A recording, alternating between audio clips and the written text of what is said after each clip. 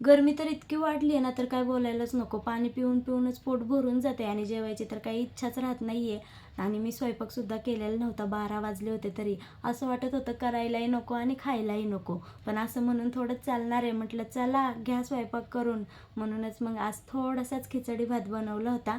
आणि त्यानंतर ना आमच्याकडचा पाण्याचा प्रॉब्लेम तर अजून काही सॉल्व्ह झालेला नाही आहे. म्हणून म्हटलं 4 भांडी झालेत तेवढे तरी घासून घ्यावं. हे कधीही जाईल ह्याचा काही भरवसा नाही. म्हणून मग ते भांडे घासून घेतले. आणि मनीमाऊचे बाबा आल्यानंतर त्यांच्यासाठी एक ज्वारीची भाकरी बनवली. आणि ज्वारीची भाकरी गरम गरम त्यांना दहीबरोबर खूप आवडती. म्हणूनच मग मस्त एक भाकरी बनवली होती.